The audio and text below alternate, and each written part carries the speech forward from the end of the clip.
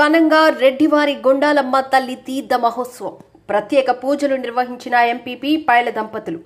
మండల కేంద్రమైన పరవాడ గ్రామంలో వెలిసిన రెడ్డివారి పేరంటాలు శ్రీ గుండాలమ్మ తల్లి తీర్థ మహోత్సవ సందర్భంగా ముఖ్య అతిథిగా విచ్చేసిన పరవాడ మండల ఎంపీపీ పైల వెంకట పద్మలక్ష్మి శ్రీనివాసరావు దంపతులు అమ్మవారిని దర్శించుకుని అమ్మవారికి ప్రత్యేక పూజలు నిర్వహించారు.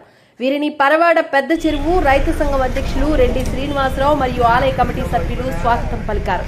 అనంతరం అమ్మవారి తీర్థ ప్రసాదాలు అందజేసి సందర్భంగా ఏర్పాటు చేసిన అన్న సమరాధన కార్యక్రమంలో పాల్గొని అమ్మవారి ప్రసాదం స్వీకరించారు. ఈ సందర్భంగా ఎంపీపీ పైల వెంకట పద్మలక్ష్మి శ్రీనివాసరావు మాట్లాడుతూ ప్రతి ఏటా నిర్వహించే ఈ గుండాలమ్మ తల్లి తీర్థ మహోత్సవ కార్యక్రమానికి ఆహ్వానిస్తూ అమ్మవారిని దర్శించుకోవడం చాలా ఆనందంగా ఉందని తెలిపారు. అమ్మవారి చల్లని చూపు ఈ ప్రాంత ప్రజలపై ఎల్లప్పుడూ ఉండాలని, సుభిక్షంగా ఆనందంగా ఉండేలా చూడాలని అమ్మవారిని కోరుకున్నానని అన్నారు.